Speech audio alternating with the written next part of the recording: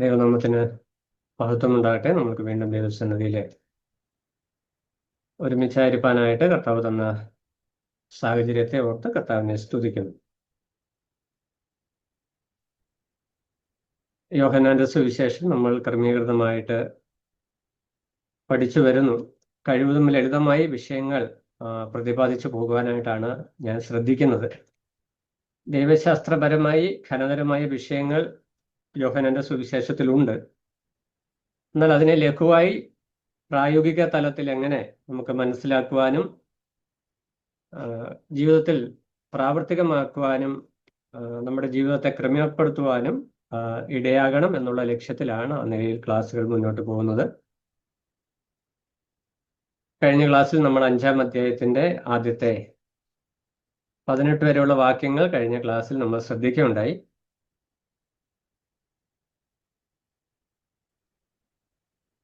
ഈ 5-ാം അധ്യായത്തിൽ യേശുക്രിസ്തു ആദ്യമായിട്ട് മതസംവിധാനവുമായിട്ട് യേശുക്രിസ്തുവിന്റെ ആശയ സംവാദം നടക്കുന്നതായിട്ടാണ് നമുക്ക് മനസ്സിലാക്കുവാനായിട്ട് കഴിയുന്നത്. പ്രത്യേകിച്ച് പക്ഷപാതക്കാരനായ രോഗി സൗഖ്യമായത് ശബത്ത് ദിവസമായതുകൊണ്ട് യഹൂദനായിരിക്കുന്ന കർത്താവ് ശബത്ത് ലംഘിച്ചത് വലിയൊരു കുറ്റമായിട്ട് യഹൂദ മതാനുസാരികൾ കാണുകയും കർത്താവ് തൻ്റെ ന്യായം താൻ എന്തുകൊണ്ടാണ് ശബത്ത് ലംഘിച്ചത് എന്ന് വ്യക്തമാക്കുകയും ചെയ്യുന്ന വിവരണമാണ് നമ്മൾ ഈ 5-ാം അധ്യായത്തിൽ കാണുന്നത്. ആദ്യത്തെ 4 അധ്യായങ്ങളിൽ കർത്താവ് ശുശ്രൂഷ രംഗത്ത് വന്നു കഴിഞ്ഞപ്പോൾ എല്ലാം ലളിതമായിരുന്നു, സോഫ്റ്റ് ആയിരുന്നു, ഈസി ആയിരുന്നു. എന്ന് പറഞ്ഞാൽ ആവശ്യമുള്ളവർ, രക്ഷ ആവശ്യമുള്ളവര്, സൗഖ്യം ആവശ്യമുള്ളവര്, രക്ഷിതാവിനെ കാത്തിരുന്നവര്, അവരുമായിട്ട് കർത്താവ് സംവാദിച്ചപ്പോൾ വളരെ പെട്ടെന്ന് തന്നെ അവർ കാര്യങ്ങൾ സ്വീകരിക്കുന്നത് നമുക്ക് കാണുവാനായിട്ട് കഴിയും. എന്നാൽ 5-ാം അധ്യായത്തിൽ ഇവിടെ വരുമ്പോൾ മതാനുസാരികളുമായിട്ടുള്ള ഒരു കോൺഫ്ലിക്റ്റ് അവിടെ ഉണ്ടാകും. അപ്പൊ നമ്മുടെ ശുശ്രൂഷ രംഗത്ത് നമ്മൾ ഫേസ് ചെയ്യുന്ന ഒരു തലമാണിത്. ചില സന്ദർഭങ്ങളിൽ നമ്മുടെ ശുശ്രൂഷകൾ വളരെ എളുപ്പമായിരിക്കും, ചിലപ്പോൾ സങ്കീർണമായിരിക്കും. എന്നാൽ ഏത് നിലയിലാണ് തൻ്റെ ഡിഫൻസ് അല്ലെങ്കിൽ താൻ ചെയ്യുന്ന ശുശ്രൂഷയുടെ മഹത്വത്തെ, താൻ ആരാണെന്ന് എന്നത് സംബന്ധിച്ച് വ്യക്തമായി കർത്താവ് സ്ഥാപിക്കുന്നത് നമുക്കിവിടെ കാണുവാനായിട്ട് കഴിയും. ഇവിടെ 18-ാം വാക്യത്തിൽ വരുമ്പോൾ യഹൂദന്മാര് കർത്താവിനെ കൊല്ലുവാനായിട്ട് ശ്രമിക്കുന്നു. അതാണ് 18-ാം വാക്യത്തിൽ നമ്മൾ ശ്രദ്ധിക്കുന്നത്. അതിന് കാരണം ദൈവം സ്വന്തം പിതാവ് എന്ന് പറഞ്ഞ് തന്നെത്താൻ ദൈവത്തോട് സമനാക്കി. യഹൂദന്മാരെ സംബന്ധിച്ച് വളരെ അധികം എന്ന് പറഞ്ഞാൽ അവരുടെ മതവിശ്വാസത്തെ തന്നെ തകിടം മറിക്കുന്ന ഒരു ടീച്ചിങ് ആയിട്ട് അല്ലെങ്കിൽ ഒരു നിലപാടായിട്ടാണ് അവരതിനെ കാണുന്നത്. അതുകൊണ്ടാണ് യഹൂദന്മാർ അവനെ കൊല്ലുവാനായിട്ട് ശ്രമിച്ചു പോകുന്നത്. എന്നാൽ ഇവിടെ യോഹന്നാൻ വിഷയം എഴുതി വരുമ്പോൾ പിതാവും അല്ലെങ്കിൽ ദൈവവും യേശുക്രിസ്തുവും തുല്യരാണ് എന്നുള്ള ഒരു ഉപദേശം, അതിനേകദേശം 6 പോയിന്റുകൾ, 6 വിഷയങ്ങൾ നമുക്കിവിടെ കാണുവാനായിട്ട് കഴിയും. 6 നിലകളിലുള്ള സമത്വം. അപ്പൊ യേശുക്രിസ്തു പറഞ്ഞ അവൻ ദൈവം സ്വന്തം പിതാവ് എന്ന് പറഞ്ഞ് ദൈവത്തോട് സമനാക്കി. അപ്പൊ ഈ സമത്വം, ദൈവവുമായിട്ടുള്ള സമത്വം, അത് 6 നിലകളിൽ ഇവിടെ ഈ പുസ്തകത്തിൽ നമുക്ക് യോഹന്നാൻ ഈ 5-ാം അധ്യായത്തിൽ നമുക്ക് വെളിപ്പെടുത്തി തരുന്നുണ്ട്. അത് ദൈവശാസ്ത്രപരമായിരിക്കുന്ന ഒരു വിഷയമാണ്. യേശുക്രിസ്തുവിന്റെ ദൈവത്വം, ഡിയറ്റി ഓഫ് ജീസസ് ക്രൈസ്റ്റ് എന്നുള്ള വിഷയത്തോട് ചേർന്ന് വരുന്നു. അതിലുപരി നമ്മുടെ വിശ്വാസത്തിന്റെ അടിസ്ഥാനം കൂടിയാണ് യേശുക്രിസ്തു ദൈവമാണ് എന്നുള്ള വിഷയം. അപ്പോൾ ആ വിഷയത്തെ നമ്മൾ വളരെ പോയിന്റ് വൈസായിട്ട് നമ്മളതിനൊന്ന് കാണാം. അതിലൂടെ നമുക്ക് സഞ്ചരിക്കുമ്പോൾ നമ്മുടെ വിശ്വാസത്തിൽ നമുക്ക് ബലപ്പെടുവാനും കർത്താവിനോടുള്ള വിധേയത്വത്തിൽ വർദ്ധിച്ചു വരുവാനും കർത്താവിനെ കുറിച്ച് നമുക്കുള്ള മനോഭാവത്തിൽ ഔന്നത്യം ഉണ്ടാകുവാനും അതൊരു മുഖാന്തരമായി തീരും. ഇവിടെ പ്രധാനമായിട്ട് 1-ാമത്തെ വിഷയമായിട്ട് നമുക്ക് കാണുവാനായിട്ട് കഴിയുന്നത് 17-ാം വാക്യത്തിലാണ്. 17, 18 തുടർച്ചയുള്ള വാക്യങ്ങളാണ്. 17-ാം വാക്യത്തിൽ നമ്മൾ കാണുന്നത് അതിൻ്റെ യേശു അവരോട് എൻ്റെ പിതാവ് ഇന്ന് വരെയും പ്രവർത്തിക്കുന്നു. അപ്പോൾ ഇവിടെ എൻ്റെ പിതാവും ഞാനും എന്നുള്ളൊരു പ്രയോഗമാണ് അവിടെ പ്രധാനമായിട്ട് കാണുന്നത്. അതിന് നമുക്ക് പഠന വിധേയത്തിന് വേണ്ടി നമുക്ക് ആ കാര്യങ്ങൾ മനസ്സിലാക്കുവാനായിട്ട് അതിനെ പോയിന്റായിട്ട് നമുക്ക് ഇങ്ങനെ പറയാം. ആളത്വപരമായി പ്രകൃതത്തിൽ യേശുക്രിസ്തു പിതാവിന് തുല്യനാണ്. ആളത്വപരമായി പ്രകൃതത്തിൽ, ഇൻ നേച്ചർ, നമ്മൾ ഇംഗ്ലീഷിൽ എഴുതുകയാണെങ്കിൽ equal with God in his nature, ദൈവത്തിന്റെ പ്രകൃതവുമായിട്ട് സമത്വമുള്ള വ്യക്തിയാണ്, സമത്വമുള്ള ആളാണ് യേശുക്രിസ്തു. അപ്പൊ ആളത്വപരമായി പ്രകൃതത്തിൽ പിതാവിന് തുല്യനാണ് യേശുക്രിസ്തു. ഒന്നാമത്തെ വിഷയം അതാണ്. ആളത്വപരമായി പിതാവിൻ്റെയും പുത്രന്റെയും സ്വഭാവങ്ങൾ, പ്രകൃതം, അത് സമമാണ്, തുല്യമാണ്.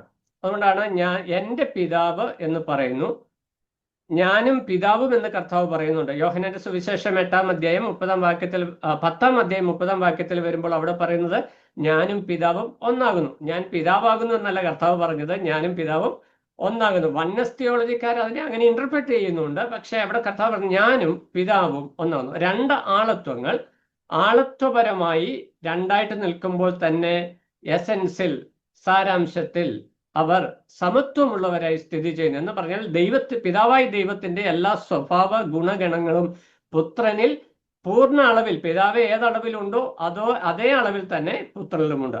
രക്ഷയോടുള്ള ബന്ധത്തിൽ, സൃഷ്ടിയോടുള്ള ബന്ധത്തിൽ, ദൈവിക പ്രവർത്തന പദ്ധതിയിലെല്ലാം ഈ ആളത്വപരമായ വിഷയങ്ങൾ സമത്വമായി തുല്യമായി നിലകൊള്ളുന്നു. അത് തൃത്വം എന്നുള്ള ഉപദേശത്തിൽ നമ്മൾ പഠിക്കുന്നുണ്ട്.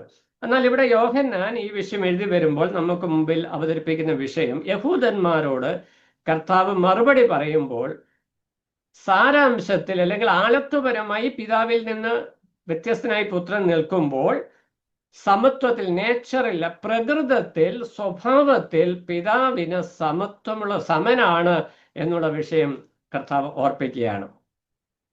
17-ാം വാക്യത്തിൽ അവിടെ അത് ഒരു വിഷയമായിട്ട് അവിടെ വരുന്നു. അവിടെ നമ്മൾ വായിക്കുന്നത് ദൈവത്തോട് സമനാക്കിയതുകൊണ്ട് യഹൂദന്മാർ അവനെ കൊല്ലുവാൻ അധികമായി ശ്രമിച്ചു പോന്നു. അപ്പോൾ യോഹന്നാൻ ആ ഈവന്റിന്റെ ഇഫക്റ്റ് അല്ലെങ്കിൽ അതിന്റെ കോൺസിക്വൻസ്, കർത്താവ് ആ ഒരു സ്റ്റേറ്റ്മെന്റ് പറഞ്ഞതിന്റെ പരിണിത ഫലമാണ് അവിടെ കൊല്ലുവാൻ ശ്രമിച്ചു എന്ന് പറയുന്നത്. പിന്നീട് നമ്മൾ മുന്നോട്ട് പഠിക്കുമ്പോൾ കർത്താവിന്റെ ക്രൂശീകരണത്തോടുള്ള ബന്ധത്തിൽ വരുമ്പോഴും യഹൂദന്മാരുടെ പ്രധാന പ്രശ്നം യേശുക്രിസ്തുവിന്റെ ദൈവത്വം തന്നെയായിരുന്നു, അല്ലെങ്കിൽ യേശുക്രിസ്തു ദൈവമാണ് എന്നുള്ള വിഷയം അവർക്ക് ഉൾക്കൊള്ളുവാനായിട്ട് കഴിഞ്ഞില്ല എന്നുള്ളതാണ്. എന്നാൽ കർത്താവ് വളരെ വ്യക്തമായിട്ട് ഇവിടെ വെളിപ്പെടുത്തി തരുന്ന വിഷയം പിതാവിന് തുല്യനായി ആളത്വപരമായി പ്രകൃതത്തിൽ അല്ലെങ്കിൽ ദൈവിക സ്വഭാവത്തിൽ സമത്വമുള്ളവനായിട്ട് യേശുക്രിസ്തു ആയിരിക്കുന്നു.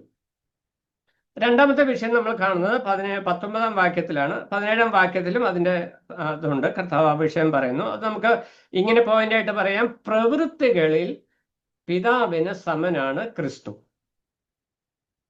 അല്ലെങ്കിൽ പുത്രൻ. പ്രവൃത്തികളിൽ പിതാവിന് സമനാണ് ക്രിസ്തു. അപ്പോൾ യേശുക്രിസ്തുവിന്റെ ദൈവത്വം സംബന്ധിച്ച് യോഹന്നാൻ വളരെ ക്രമീകൃതമായിട്ട് ആ വിഷയത്തെ, കർത്താവാണ് വാക്കുകൾ അവിടെ പറയുന്നത്, പക്ഷെ യോഹന്നാൻ അത് രേഖപ്പെടുത്തി വരുമ്പോൾ യേശുക്രിസ്തു ദൈവപുത്രനാണ് എന്നുള്ള തൻ്റെ ആ സെൻട്രൽ തീം, തൻ്റെ ലക്ഷ്യം, തൻ്റെ ഉദ്ദേശം അത് വ്യക്തമായി വെളിപ്പെടുത്തത്തക്ക നിലയിലാണ് യോഹന്നാൻ ഈ വിഷയങ്ങളെ എഴുതി ക്രമപ്പെടുത്തി കൊണ്ടുവരുന്നത്. അപ്പോൾ അവിടെ വ്യക്തമായിട്ട് പറയുന്നത് 17-ാം വാക്യത്തിൽ വായിക്കുമ്പോൾ എൻ്റെ പിതാവ് ഇന്ന് വരെയും പ്രവർത്തിക്കുന്നു, ഞാനും പ്രവർത്തിക്കുന്നു. അപ്പോൾ എൻ്റെ പിതാവും ഞാനും എന്നുള്ള വിഷയത്തെ അവിടെ എടുത്തു പറഞ്ഞിട്ട് രണ്ടാമതായിട്ട് ക്രിയ, പ്രവൃത്തികളെ പറയാം. പിതാവ് പ്രവർത്തിക്കുന്നു, ഞാനും പ്രവർത്തിക്കുന്നു. അപ്പൊ പിതാവ് എന്തൊക്കെ പ്രവർത്തിക്കുന്നു അതെല്ലാം ഞാനും പ്രവർത്തിക്കുന്നു. അതാണ് കർത്താവ് പറഞ്ഞു വന്നതനുസരിച്ച് മുന്നോട്ടുള്ള വാക്യങ്ങളിൽ കർത്താവ് ആ വിഷയം വിശദീകരിച്ചു വരുന്നുണ്ട്. അപ്പോൾ പ്രവൃത്തിയിൽ പിതാവിന് സമനാണ് യേശുക്രിസ്തു. 5-ാം അധ്യായം 17-19 വാക്യങ്ങൾ. 19-ാം വാക്യത്തിൽ നമ്മൾ ഇങ്ങനെ വായിക്കുന്നു, ആകയാൽ യേശു അവരോട് ഉത്തരം പറഞ്ഞത്, ആമേൻ ആമേൻ ഞാൻ നിങ്ങളോട് പറയുന്നു, പിതാവ് ചെയ്ത് കാണുന്നത് അല്ലാതെ പുത്രന് സ്വതേ ഒന്നും ചെയ്യുവാൻ കഴിയുന്നതല്ല, അവൻ ചെയ്യുന്നതെല്ലാം പുത്രനും ഔവണ്ണം തന്നെ ചെയ്യുന്നു. ഇവിടെ കർത്താവ് പിതാവിനേക്കാൾ കുറച്ചുകൂടെ ഇൻഫീരിയർ ആണ് എന്നൊരു ചിന്തയല്ല അവിടുത്തെ ആശയം.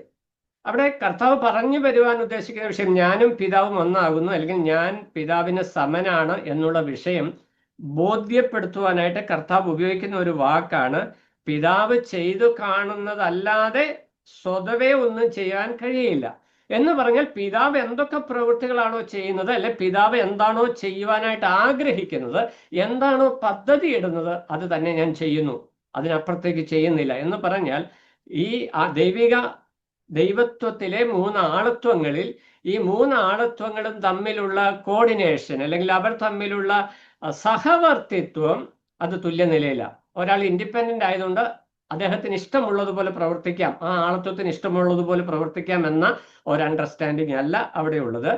എല്ലാ പ്രവൃത്തികളിലും അവർ ഏകത്വം, സമത്വം, ഒരേ ഭാവം, ഐക്യതയുള്ളവരാണ് എന്നാണ് കർത്താവ്. പിതാവ് എന്താണോ ചെയ്യുന്നത്, പിതാവ് എന്താണോ ചെയ്യുവാനായിട്ട് പദ്ധതി ഇടുന്നത്, പിതാവ് എങ്ങനെയാണോ ചെയ്യുവാനായിട്ട് പോകുന്നത്, അത് തന്നെ പുത്രനും ചെയ്യുന്നു. അതാണ് അതിലെ ശ്രദ്ധേയമായിരിക്കുന്ന വിഷയം. അപ്പോൾ ഈ ദൈവിക ആളത്വങ്ങളുടെ പ്രവർത്തന പദ്ധതിയെ യോഹന്നാൻ വളരെ ലളിതമായിട്ട് പറയുകയാണ്. കർത്താവിന്റെ വാക്കുകളിൽ തന്നെ യോഹന്നാൻ അത് നമുക്ക് വെളിപ്പെടുത്തി തരികയാണ്. എന്താ? പിതാവ് എന്താണോ ചെയ്യുവാനായിട്ട് പദ്ധതി ഇടുന്നത്, പിതാവ് എങ്ങനെയാണോ ചെയ്യുന്നത്, അതേ നിലയിൽ ആ കാര്യങ്ങൾ പുത്രൻ ചെയ്യുന്നു.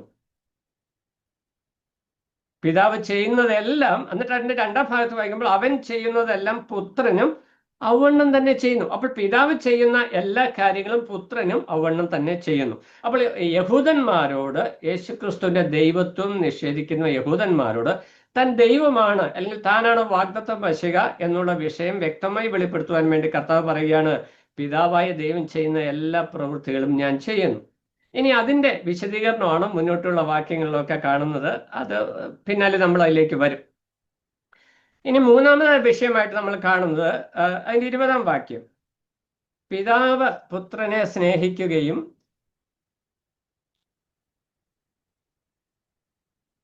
താൻ ചെയ്യുന്നതൊക്കെയും അവന് കാണിച്ചു കൊടുക്കുകയും ചെയ്യുന്നു. നിങ്ങൾ ആശ്ചര്യപ്പെടുമാറ് ഇവയിൽ വലിയ പ്രവൃത്തികളും അവന് കാണിച്ചു കൊടുക്കും.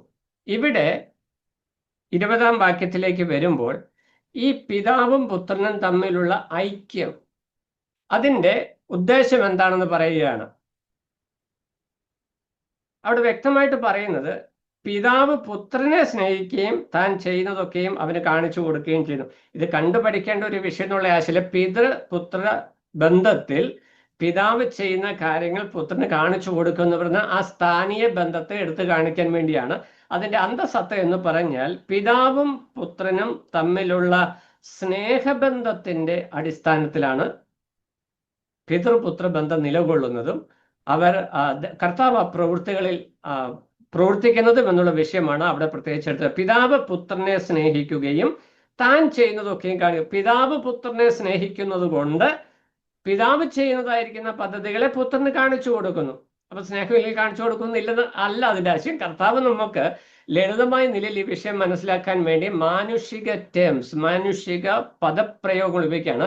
പിതാവ് താൻ സ്നേഹിക്കുന്ന പുത്രന് കാര്യങ്ങൾ വ്യക്തമായി കാണിച്ചു കൊടുക്കുന്നത് പോലെ പിതാവായ ദൈവം പുത്രനെ സ്നേഹിക്കുന്നത് കൊണ്ട്, ഇതൊരു സ്നേഹബന്ധമായതുകൊണ്ട് എല്ലാ പ്രവൃത്തികളും, പിതാവ് ചെയ്യുന്ന എല്ലാ പ്രവൃത്തികളും പുത്രൻ അറിയാം എന്നാണ് അതിന്റെ ആശയം. എന്നിട്ട് പറയുകയാണ്, നിങ്ങൾ ആശ്ചര്യപ്പെടുമാറ് ഇവയിൽ വലിയ പ്രവൃത്തികളെയും കാണിച്ചു കൊടുക്കും. ഇതിൽ വലിയ പ്രവൃത്തി എന്ന് പറയുന്നത്, അവിടെ ഒരു കാര്യം എടുത്ത് പറയുന്നത് 21-ാം വാക്യത്തിലേക്ക് വരുമ്പോൾ, പിതാവ് മരിച്ചവരെ ഉണർത്തി ജീവിപ്പിക്കുന്നത് പോലെ പുത്രനും താൻ ഇച്ഛിക്കുന്നവനെ ജീവിപ്പിക്കുന്നു. പിതാവിന്റെ പ്രവൃത്തികളെ പുത്രനും ചെയ്യുന്നു എന്നുള്ളതിന് തെളിവായിട്ടുള്ള ഒരു പ്രയോഗമായിട്ട് നമുക്ക് അതിനെ കാണുവാനായിട്ട് കഴിയും.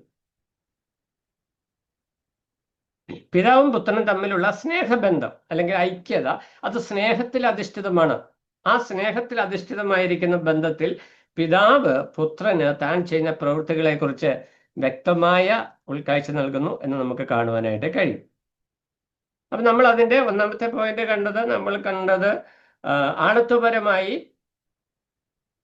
പ്രകൃതത്തിൽ അല്ലെങ്കിൽ സ്വഭാവത്തിൽ യേശുക്രിസ്തു പിതാവിന് സമനാണ്. രണ്ടാമതായിട്ട് കണ്ടത് പ്രവൃത്തിയിൽ പുത്രൻ പിതാവിന് സമനാണ്, 17-19 വാക്യങ്ങൾ. മൂന്നാമത് സ്നേഹത്തിലും അറിവിലും പിതാവിന് സമനാണ്. 20-ാം വാക്യം. 21-ാം വാക്യത്തിൽ വരുമ്പോൾ സർവശക്തിയിൽ യേശു പിതാവിന് സമനാണ്, അല്ലെങ്കിൽ ശക്തിയിൽ യേശു പിതാവിന് സമനാണ്. മരിച്ചവരെ ഉയർപ്പിക്കുക എന്നുള്ളത് ദൈവത്തിന്റെ പ്രവൃത്തിയാണ്. അതാണ് കർത്താവ് 21-ാം വാക്യത്തിൽ പറയുന്നത്, പിതാവ് മരിച്ചവരെ ഉണർത്തി ജീവിപ്പിക്കുന്നത് പോലെ മരിച്ചവരിൽ നിന്ന് പുനരുദ്ധാനം അല്ലെങ്കിൽ ഉയർത്തെഴുന്നേൽപ്പ് ദൈവത്തിന്റെ പ്രവൃത്തിയാണ്. ദൈവത്തിന് മാത്രമേ മരിച്ചവരെ ഉയർപ്പിക്കുവാനായിട്ട് കഴിയത്തുള്ളൂ. ആ പ്രവൃത്തി പുത്രനും ചെയ്യുന്നു. പുത്രനും താൻ ഇച്ഛിക്കുന്നവരെ ജീവിപ്പിക്കുന്നു എന്ന് പറഞ്ഞു കഴിഞ്ഞാൽ താൻ ദൈവമാണ്, താൻ പിതാവിന് സമനായ ദൈവമാണ്, ദൈവപുത്രനാണ് എന്നുള്ള വിഷയം കർത്താവ് അവിടെ സ്ഥാപിച്ചു കൊടുക്കുന്നു. യഹൂദന്മാര് ഈ വിഷയങ്ങൾ ശ്രദ്ധിക്കുമ്പോൾ അവരുടെ ഉള്ളിൽ അവർ ക്രോധത്തോടെയാണ് നിൽക്കുന്നതെങ്കിലും കർത്താവ് പറയുന്ന അവകാശവാദങ്ങളെ അവർ ശ്രദ്ധിക്കുന്നുണ്ട്. എന്നിട്ട് വേണമല്ലോ അറ്റാക്ക് ചെയ്യാനായിട്ട് തിരിച്ച്. അപ്പൊ അതുകൊണ്ട് വളരെ പോയിന്റായിട്ട് കൃത്യമായിട്ട് കർത്താവ് പറയുകയാണ് അവരുടെ മുമ്പിൽ ഈ കർത്താവിന്റെ ജീവിതത്തിൽ ഈ ഒരു പ്രവൃത്തി താൻ മരിച്ചവരെ ഉയർപ്പിക്കുന്നതായ വിവിധങ്ങളായ ചിത്രം നമ്മൾ കാണുന്നുണ്ട്. നൈനിലെ വിധവയുടെ മകൻ ലൂക്കോസ് 7:11 യായിറോസിന്റെ മകള് ലൂക്കോസ് 8:49 ലാസർ യോഹന്നാൻ 11:1-44 വരെ. ഇതൊക്കെ നമുക്കറിയാവുന്ന വിഷയങ്ങളായതുകൊണ്ട് ഞാൻ ഓടിച്ചങ്ങ് പറഞ്ഞു പോയതാണ്. യായിറോസിന്റെ മകള് ലൂക്കോസ് 8:49, ലാസർ യോഹന്നാന്റെ സുവിശേഷം 11-ാം.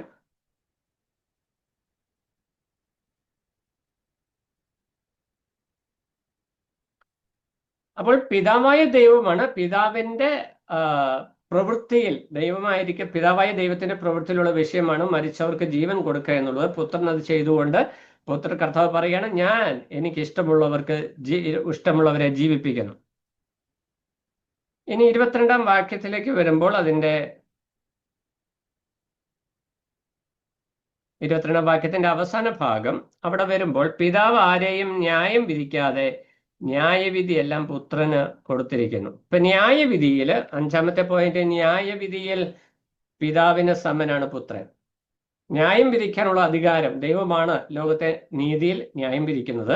എന്നാൽ ആ അധികാരം പുത്രന് കൊടുത്തിരിക്കുന്നു എന്ന് പറയുമ്പോൾ പിതാവായ ദൈവത്തിന് സമമായി സമത്വമുള്ളവനായി പുത്രൻ നിൽക്കുന്നു എന്നാണ് അതിന്റെ ആശയം.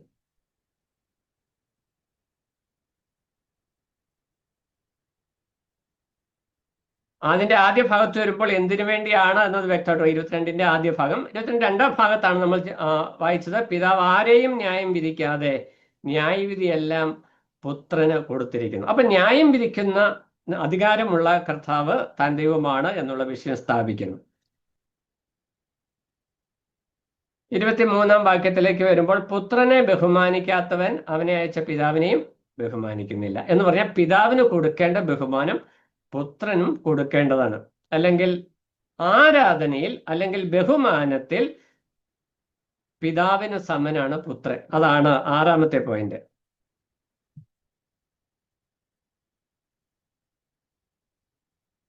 അപ്പൊ യേശുക്രിസ്തുവിന്റെ ദൈവത്വം സംബന്ധിച്ച് പിതാവിനോടുള്ള ബന്ധത്തിലുള്ള 6 സമത്വങ്ങൾ, 6 പോയിന്റുകൾ, 6 സമത്വങ്ങൾ നമ്മൾ കണ്ടു.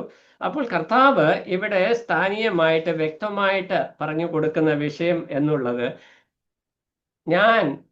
എൻ്റെ പിതാവാണ്, എൻ്റെ പിതാവ് ഇന്നുവരെയും പ്രവർത്തിക്കുന്നു എന്ന് പറഞ്ഞപ്പോൾ അവർ കുപിതരായപ്പോൾ കർത്താവ് അതിനുള്ള ന്യായങ്ങളെ മുന്നോട്ട് നിർത്തുകയാണ്. സ്വഭാവത്തിൽ ഞാൻ പിതാവിന് സമനാണ്, പ്രവൃത്തിയിൽ ഞാൻ പിതാവിന് സമനാണ്, സ്നേഹത്തിലും അറിവിലും ഞാൻ പിതാവിന് സമനാണ്, ജ്ഞാനത്തിൽ അല്ലെ സർവശക്തിയിൽ ഞാൻ പിതാവിന് സമനാണ്. മരിച്ചവർക്ക് ജീവൻ കൊടുക്കുന്നത് കൊണ്ട് എൻ്റെ ദൈവത്വം, ഞാൻ ദൈവമാണ്, അല്ലെങ്കിൽ പിതാവിന് സമനാണ്, അല്ലെങ്കിൽ ഞാനും പിതാവും ഒന്നാകുന്നു എന്നുള്ള വിഷയം കർത്താവ് അവിടെ വ്യക്തമാക്കുന്നു. ന്യായവിധി പിതാവ് എന്നെ ഏൽപ്പിച്ചിരിക്കുന്നു. അതിന്റെ പിന്നിലെ ഉദ്ദേശം 22-ാം വാക്യം നമ്മൾ ആദ്യം വായിക്കുന്ന, എല്ലാവരും പിതാവിനെ ബഹുമാനിക്കുന്നത് പോലെ പുത്രനെയും ബഹുമാനിക്കേണ്ടതിന് ന്യായവിധി പുത്രന് കൊടുത്തിരിക്കുന്നു. അപ്പോൾ പിതാവിനെ ബഹുമാനിക്കുന്നത് പോലെ പുത്രനെയും ബഹുമാനിക്കണം. അപ്പൊ നമ്മുടെ വിശ്വാസ ജീവിതത്തിൽ നാം മുമ്പോട്ട് ചുവടുകൾ വയ്ക്കുമ്പോൾ നമ്മൾ ശ്രദ്ധിക്കേണ്ടതായിരിക്കുന്ന ഏറ്റവും പ്രധാനപ്പെട്ട ഒരു വിഷയം ദൈവാവബോധം നമുക്കുണ്ടാകുക എന്നുള്ളത്. ദൈവത്തെക്കുറിച്ചുള്ള ഒരു അവബോധം. നമ്മൾ തിമോഥെയോസ് ലേഖനത്തിൽ വായിക്കുമ്പോൾ ദൈവത്തെ, യോഹന്നാന്റെ സുവിശേഷത്തിൽ നമ്മൾ വായിക്കുന്ന ദൈവത്തെ ആരും ഒരു നാളും കണ്ടിട്ടില്ല, ആർക്കും കാണാത്തവനാണ് കർത്താവെന്ന്, കാണാൻ വഹിയാത്തവനും കാണാത്തവനും കാണാൻ വഹിയാത്തവനുമാണെന്ന് തിമോഥെയോസിന്റെ ലേഖനത്തിൽ നമ്മൾ കർത്താവിനെ കുറിച്ച് വായിക്കുന്നു. അപ്പൊ നമ്മുടെയൊക്കെ പ്രശ്നം ഇന്ന് നമ്മൾ വിശ്വാസികളായിട്ട് ജീവിക്കുമ്പോൾ നമ്മൾ ദൈവത്തെക്കുറിച്ച് ഒത്തിരി സംസാരിക്കുന്നു, പ്രാർത്ഥിക്കുന്നു, ദൈവത്തെക്കുറിച്ച് ഒത്തിരി സംസാരിക്കുന്നു. പക്ഷെ ദൈവത്തെ നമ്മൾ കാണാത്തത് കൊണ്ട്, ദൈവത്തിന്റെ പ്രവൃത്തി നമ്മൾ മുഖാമുഖമായിട്ട് അഭിമുഖീകരിക്കാത്തത് കൊണ്ട് ഈ ദൈവത്തെക്കുറിച്ചുള്ള ബോധ്യം നമുക്ക് വളരെ കുറവാണ്. ഇത് തന്നെയാണ് പരീശന്മാർക്കും സദൂക്യർക്കും പറ്റിയ പ്രശ്നം. അവർക്ക് തിയോളജിക്കലി ദൈവത്തെക്കുറിച്ച് വലിയൊരു ഗ്രാഹ്യമുണ്ട്, ദൈവം ആരാണെന്ന് സംബന്ധിച്ച് അവർക്ക് വ്യക്തമായ ഒരു ബോധ്യമുണ്ടായിരുന്നു. പക്ഷെ അവർക്ക് കർത്താവ് വന്നു കഴിഞ്ഞപ്പോൾ കർത്താവിന്റെ വരവ് എങ്ങനെ ആയിരിക്കണം എന്ന് സംബന്ധിച്ച് അവർക്കൊരു പ്രീ കൺസീവ്ഡ് ഐഡിയ ഉണ്ടായിരുന്നു. യഹൂദന്മാരുടെ രാജാവായിട്ടാണ് കർത്താവ് വരുന്നത്. റോമൻ ആധിപത്യത്തിൽ കിടക്കുന്ന യഹൂദന്മാർക്ക് റോമിലെ രാജാവായിട്ട് വരണം വാഗ്ദത്തം മേശിക. അതാണ് അവരുടെ അണ്ടർസ്റ്റാൻഡിങ്. അപ്പൊ രാജാവായിട്ട് വന്ന് ഈ അടിമത്തത്തിൽ കിടക്കുന്ന ജനത്തിന് ഒരു യുദ്ധമൊക്കെ ചെയ്ത് റോമക്കാരെ തോൽപ്പിച്ചൊരു വിടുതൽ കൊടുക്കുമെന്ന് ഇവർ ചിന്തിച്ചു. പക്ഷെ കർത്താവ് വന്നത് ഒരു കാർപ്പൻ്ററുടെ ഭവനത്തിൽ, അല്ലെങ്കിൽ ഒരു ആശാരിയായിട്ടാണ് വന്നത്. അവർക്കത് അബ്സോർവ് ചെയ്യുവാനായിട്ട് കർത്താവ് എന്ന് പറയുന്ന ആ യേശു ക്രിസ്തുവിന്റെ വ്യക്തിത്വ, പ്രവാചകന്മാരുടെ സന്ദേശം ഉണ്ടായിരുന്നു, ദൂതന്മാരുടെ സന്ദേശം ഉണ്ടായിരുന്നു. സഹറിയ പുരോഹിതൻ, ദേവാലയത്തിൽ ശുശ്രൂഷ ചെയ്തുകൊണ്ടിരുന്ന പുരോഹിതൻ യേശുവിന്റെ ജനനം സംബന്ധിച്ച് കൃത്യമായ വെളിപ്പാടുകൾ പറഞ്ഞിരുന്നു. എലിസബത്ത് പറഞ്ഞിരുന്നു. യോഹന്നാൻ സ്നാപകൻ കർത്താവിനെ കുറിച്ച് കൃത്യമായിട്ട് പറഞ്ഞു. ഈ സന്ദേശം എല്ലാം കേട്ടിട്ടും പ്രവചനങ്ങളുടെ നിവൃത്തിയാണ് ക്രിസ്തുവിന്റെ ജനനവും ജീവിതവും ശുശ്രൂഷകളും എന്ന് മനസ്സിലാക്കുവാൻ യഹൂദന്മാർക്ക് കഴിഞ്ഞില്ല. കാരണം അവർക്കൊരു പ്രീ കൺസീവ്ഡ് ഐഡിയ, അവർക്കൊരു മുൻധാരണയുണ്ടായിരുന്നു, അവരുടേതായ ഒരു മുൻധാരണ എങ്ങനെ ദൈവം പ്രവർത്തിക്കണം. അപ്പൊ നമ്മുടെയൊക്കെ വിശ്വാസ ജീവിതത്തിൽ നമുക്ക് ഇങ്ങനെയൊക്കെ ചില ചിന്ത, ദൈവം ഇങ്ങനെയൊക്കെ ചെയ്താലാണ് ഇത് ദൈവത്തിന്റെ പ്രവൃത്തിയാണ് നമുക്ക് മനസ്സിലാക്കുവാനായിട്ട് കഴിയത്തുള്ളൂ. ഇന്നും അടയാളങ്ങൾ ചോദിക്കുന്നവരാണല്ലോ നമ്മളും പലരും. വേലയ്ക്ക് വിളിയുണ്ടെങ്കിൽ അതിന് അടയാളം വേണം, രോഗസൗഖ്യം വന്നതിന് അടയാളം, പിന്നെ എനിക്ക് ആത്മീയ ഉണർവുണ്ടാകുന്നത്, സർവത്ര അടയാളമാണ്. നമ്മൾ വിജാതികളാണ്, പക്ഷെ നമ്മൾ യഹൂദന്മാരെക്കാളും കഷ്ടപ്പെട്ട് അടയാളം അന്വേഷിച്ചുകൊണ്ടിരിക്കുക. ഇവിടെ കർത്താവ് വളരെ വ്യക്തമായിട്ട് പറയുകയാണ്, ഞാനും പിതാവും ഒന്നാണ് എന്നതിന് 6 ന്യായങ്ങൾ ഞാൻ നിങ്ങളുടെ മുമ്പിൽ നിർത്തുകയാണ്. സ്വഭാവത്തിൽ ദൈവിക സ്വഭാവങ്ങൾ എന്നിൽ കാണുന്നുണ്ട്. നമുക്കറിയാം, ദൈവത്തെ ആരും ഇടുന്ന, ഇവൻ മോശെ പോലും ദൈവത്തിന്റെ മുഖ തേജസ്സിനെ പൂർണ്ണമായ നിലയിൽ കണ്ടിട്ടില്ല. പഴയ നിയമ ഭക്തന്മാർ ആരും കണ്ടിട്ടില്ല. ആളത്വപരമായി യേശു കർത്താവിലൂടെയാണ് നമ്മൾ ദൈവത്തെ മുഖാമുഖമായി കാണുന്നത്. അപ്പോൾ യേശു കർത്താവ് പറയുന്നത്, എന്നെ കണ്ടിരിക്കുന്നവൻ പിതാവിനെ കണ്ടിരിക്കുന്നു. ഈ സത്യം മനസ്സിലാക്കുവാനായിട്ട് അപ്പൊ യേശു ക്രിസ്തുവിന് ഈ ഭൂമിയിൽ വന്നപ്പോൾ ഒരു ജൂവിഷ് രൂപത്തിൽ വന്നു, യഹൂദ പാരമ്പര്യത്തിൽ വന്നുകൊണ്ട് ആ നിലയിലാണല്ലോ. അപ്പൊ എന്നെ കണ്ടിരിക്കുന്നു, പിതാവിനെ കണ്ടിരിക്കുന്നു, ആ സ്ട്രക്ചറാണ് എന്ന് പലരും മനസ്സിലാക്കിയേക്കുക. എന്നാൽ അവിടെ പറയുന്നത് ആ ആളത്വം, ആ വ്യക്തിത്വത്തിലെ സ്വഭാവ സവിശേഷതകൾ, ആ വ്യക്തിയുടെ പ്രവൃത്തികൾ, ആ വ്യക്തിയുടെ ആകമൊത്തമുള്ള ആളത്വപരമായ ശുശ്രൂഷകൾ, ഇത് കണ്ട് ആ ദൈവത്തെ മനസ്സിലാക്കുക എന്നുള്ളതാണ് അതിന്റെ ആശയം. അപ്പൊ നമ്മുടെ വിശ്വാസ ജീവിതത്തിൽ ഞാൻ മുമ്പ് ഓർപ്പിച്ചതുപോലെ ദൈവത്തെക്കുറിച്ചുള്ള ഒരു അവബോധം, ദൈവം ആരാണ്, ഈ അവബോധം നമുക്ക് നഷ്ടപ്പെട്ടതുകൊണ്ട് അത് സ്വാഭാവികമായിട്ട് സംഭവിക്കുന്ന ഒരു വിഷയം. മോശ ദൈവത്തെ നേരിട്ട് കണ്ടു. പിന്നീട് ഇസ്രായേലിന്റെ ചരിത്രം നമ്മൾ പഠിച്ചു വരുമ്പോൾ മോശയെ പോലെയും യോശുവയെ പോലെയും ആത്മീക സമർപ്പണം ഉണ്ടായിരുന്ന വ്യക്തികൾ വളരെ വിരളമായിരുന്നു. ദൈവം ഉണർത്തിച്ച ചില വ്യക്തികൾ എഴുന്നേറ്റ് വൻകാര്യങ്ങൾ ചെയ്തുവെങ്കിലും നമ്മൾ പൊതുവായി ഇസ്രായേൽ ജനത്തെ നോക്കിക്കഴിഞ്ഞാൽ അവർ തെറ്റിപ്പോകുന്ന ജനം എന്നാണ് കർത്താവ് അവരെ കുറിച്ച് പറയുന്നത്. കാരണം അവർക്ക് ദൈവാവബോധം, ദൈവത്തെക്കുറിച്ചുള്ള ഉൾക്കാഴ്ച ഇല്ലാതായിപ്പോയി. നമ്മുടെ വിശ്വാസ ജീവിതത്തിൽ നമ്മളും തലമുറകളായി വിശ്വാസികളായി ഇങ്ങനെ ജനിച്ചു വളർന്ന ഈ സിസ്റ്റത്തിൽ അങ്ങനെ വരുന്നത് കൊണ്ട് നമ്മൾ ഒത്തിരി സംസാരിക്കും, പ്രസംഗിക്കും, പക്ഷെ ദൈവം ആര് എന്നത് സംബന്ധിച്ച് വ്യക്തമായൊരു ബോധ്യം നമുക്കില്ലാത്തതിന്റെ കുറവുകൾ നമ്മുടെ വിശ്വാസ ജീവിതത്തിലുണ്ട്. നമ്മൾ വ്യക്തിപരമായി കർത്താവിനെ മനസ്സിലാക്കുവാനായിട്ട് നമ്മൾ ശ്രദ്ധിക്കേണ്ടത് ആവശ്യമാണ്. യോഹന്നാൻ ഈ വിഷയം എഴുതി വരുമ്പോൾ നമ്മൾ യോഹന്നാനെ കൂടി ഇതിനകത്ത് ചിന്തിച്ച് വരുമ്പോഴാണ് നമുക്കറിയാം, കർത്താവിന്റെ മാറോട് ചേർന്ന ഒരു ശിഷ്യനാണ് യോഹന്നാൻ. യോഹന്നാൻ ഈ വിഷയം അതിന്റെ പഞ്ച് ഒട്ടുവും നഷ്ടപ്പെടാതെ കൃത്യമായിട്ട് രേഖപ്പെടുത്തി തരുന്നതിന് കാരണം തനിക്ക് കർത്താവിന്റെ കൂടെ ആ സഞ്ചരിച്ച കാലത്ത് കർത്താവിൽ നിന്ന് തനിക്ക് ലഭിച്ച അനുഭവം, അല്ലെങ്കിൽ താൻ ഉൾക്കൊണ്ട സന്ദേശത്തെ ഒരല്പം പോലും മങ്ങിപ്പോകാതെ അനുവാചകർക്ക് വ്യക്തമായി മനസ്സിലാകുക എന്നുള്ളതാണ് ഈ എഴുത്തിന്റെ ഉദ്ദേശം. അപ്പൊ കർത്താവിനെ യോഹന്നാൻ ദൈവപുത്രനായിട്ട് കാണുമ്പോൾ ഈ ന്യായങ്ങൾ കർത്താവിന്റെ ജീവിതത്തിൽ അദ്ദേഹം വ്യക്തമായിട്ട് കാണുകയാണ്. അപ്പൊ നമ്മുടെ വിശ്വാസ ജീവിതത്തിലും ആ നിലയിലൊരു ബോധ്യം നമുക്കുണ്ടാകണം. 21-ാം വാക്യത്തിലേക്ക് വരുമ്പോൾ അതിന്റെ 21-ാം വാക്യത്തിൽ ജീവിപ്പിക്കുന്ന, അല്ലെ ജീവന്റെ മേലുള്ള അധികാരം, അത് പിതാവായി ദൈവം അല്ല, ദൈവത്തിന്റെ കയ്യിലുള്ള ഒരു അധികാരമാണ് ജീവന്റെ മേലുള്ള അധികാരം എന്ന് പറയുന്നത്. ആ അധികാരം പുത്രനുണ്ട് എന്നുള്ള വിഷയം കർത്താവ് വ്യക്തമാക്കുന്നു. ഇനി 24 മുതൽ 30 വരെയുള്ള വാക്യങ്ങളിലേക്ക് വരുമ്പോൾ ദൈവം എന്നുള്ള നിലയിൽ കർത്താവിന്റെ മറ്റൊരു സ്വഭാവ സവിശേഷത, അല്ലെങ്കിൽ ദൈവിക പ്രവൃത്തിയെ നമുക്ക് അവിടെ കാണുവാനായിട്ട് കഴിയും. ഈ അധ്യായത്തിൽ മുഴുവൻ ആദ്യത്തെ ഒരു സെക്ഷനിൽ പക്ഷപാതക്കാരനെ കുറിച്ച് പറഞ്ഞതിന് ശേഷം അതിന്റെ ഒരു പരിണിത ഫലമായി ശബത്തിൽ സൗഖ്യമുണ്ടായ വിഷയത്തിലുണ്ടായ ഒരു കോൺഫ്ലിക്റ്റ്, ഞാൻ കർത്താവ് ശബത്തിനും കർത്താവാകുന്നു എന്ന് നമ്മൾ വായിക്കുന്നുണ്ട്. ആ ഒരു പ്രിൻസിപ്പിളിനെ മുന്നേ നിർത്തിക്കൊണ്ട് യേശു ക്രിസ്തു എന്തുകൊണ്ട് ശബത്തിൽ സൗഖ്യം കൊടുത്തു എന്നതിന്റെ ന്യായങ്ങളാണ് മുന്നോട്ടുള്ള വാക്യങ്ങളിലൊക്കെ വെളിപ്പെടുത്തി വരുന്നത്. 24-ാം വാക്യത്തിലേക്ക് വരുമ്പോൾ അവിടെ നമ്മൾ വായിക്കുന്നത്, ആമേൻ ആമേൻ ഞാൻ നിങ്ങളോട് പറയുന്നു, എൻ്റെ വചനം കേട്ട് എന്നെ അയച്ചവനെ വിശ്വസിക്കുന്നവന് നിത്യജീവനുണ്ട്, അവൻ ന്യായവിധിയിലാകാതെ മരണത്തിൽ നിന്ന് ജീവങ്കിലേക്ക് കടന്നിരിക്കുന്നു. നമ്മൾ കൂടെ കൂടെ വായിക്കുകയും ചിന്തിക്കുകയും ഒക്കെ ചെയ്യുന്ന ഒരു വാക്യം, നമ്മൾ കാണാപ്പാഠം പഠിച്ചിരിക്കുന്ന ഒരു വാക്യമാണ് ഇത്. പുത്രനിൽ വിശ്വസിക്കുന്നവന് നിത്യജീവനുണ്ട്. യോഹന്നാൻ 3:16 ഇതേ സ്റ്റേറ്റ്മെന്റ് നമ്മൾ വായിക്കുന്നുണ്ട്. എന്നാൽ ഇവിടെ കർത്താവ് പറഞ്ഞു വരുന്ന ഒരു പ്രത്യേക സന്ദേശം എന്ന് പറയുന്നത്, മനുഷ്യർക്ക് ജീവൻ കൊടുക്കുന്ന ദൈവം അല്ലെ, ദൈവമാണ് കർത്താവ്. അതിന് മുമ്പിലത്തെ വാക്യങ്ങൾ മരിച്ചവരെ ഉയർപ്പിക്കുന്നത് പിതാവിന്റെ പ്രവൃത്തിയാണ്, അത് ഞാനും ചെയ്തു എന്ന് പറയുന്നതിന് ശേഷം 24-ാം വാക്യത്തിലേക്ക് വരുമ്പോൾ രണ്ട് കൂട്ടം ആളുകളെ അവിടെ എടുത്തു കാണിക്കുക. ഒന്ന് മരിച്ചവരും ഒന്ന് നിത്യജീവൻ പ്രാപിച്ചവരും.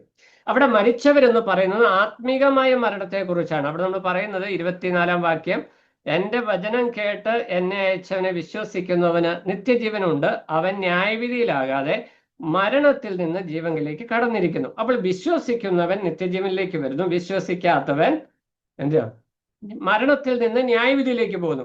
വിശ്വസിക്കുന്നവൻ മരണത്തിൽ നിന്ന് നിത്യജീവനിലേക്ക് പോകുന്നു, വിശ്വസിക്കാത്തവൻ മരണത്തിൽ നിന്ന് ന്യായവിധിയിലേക്ക് പോകുന്നു. എന്ന് പറഞ്ഞാൽ നമ്മൾ അതിനെ നമ്മുടെ സ്റ്റഡിക്ക് വേണ്ടി പറയുമ്പോൾ, നിത്യജീവൻ നൽകുവാനും ന്യായം വിധിക്കുവാനും പുത്രന് അധികാരമുണ്ട്. അതാണ് ആ സെക്ഷന്റെ അല്ലെങ്കിൽ ആ വാക്യത്തിന്റെ ആശയം എന്ന് നമുക്ക് മനസ്സിലാക്കുവാനായിട്ട് കഴിയും.